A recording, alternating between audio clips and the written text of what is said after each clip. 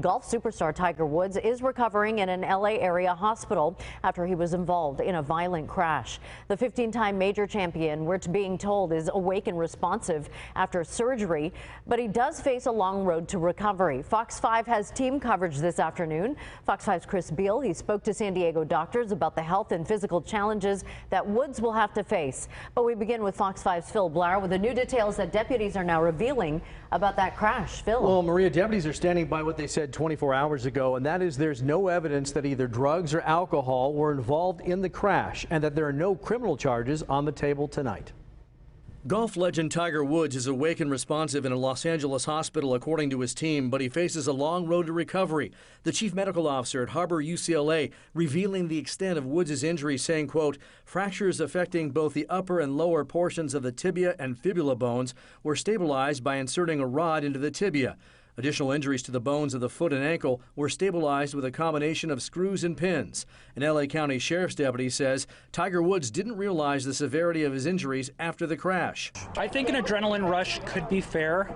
It could also be shock. Officials say an investigation into what led up to Tuesday's accident could take several weeks, but the LA County Sheriff says Tiger Woods was traveling at a faster speed than normal on a downhill stretch of road. The area is known for a high frequency of accidents. It is a place to go very fast because you're going downhill and it can get away from you pretty quickly. The extent of Woods' injuries raising new questions about the future of his playing career. He's been recovering from his 5th back surgery and earlier this week said that he hoped to play in the Masters in April. This is another really big wall to climb, and we'll see if he even wants to try to make that climb, because I would be very surprised right now if he's even thinking about golf.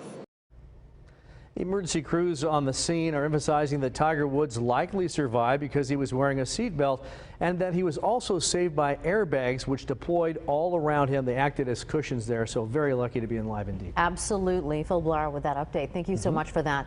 The long road to recovery starts now for Tiger Woods. Medical experts agree he is likely to have more surgeries ahead, with golf fans hoping that he comes back swinging. Fox 5's Chris Beall is live at Torrey Pines with a look at these types of injuries and what's involved in the healing process there. Chris.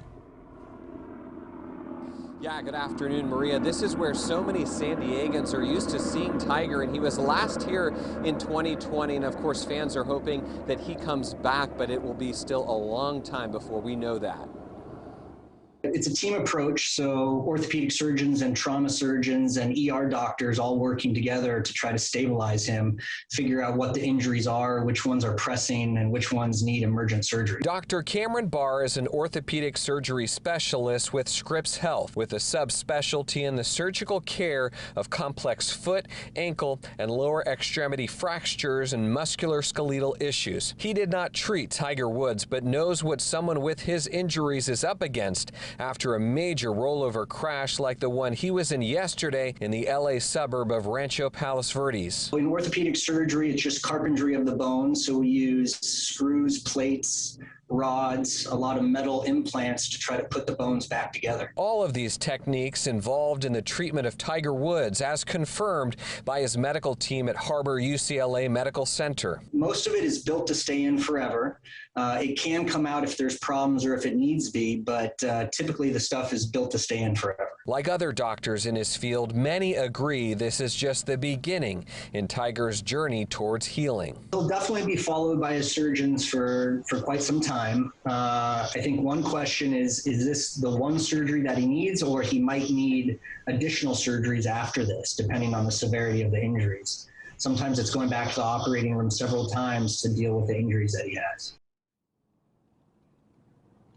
Now, coming up new at 5 o'clock, hear from another orthopedic surgeon with very specific experience on professional athletes and hear his take on some of the surgeries that didn't happen and why that's a good sign. For now, we're live in Torrey Pines. I'm Chris Beall, Fox 5 News. We certainly can't count him out. All right, Chris, thank you for that.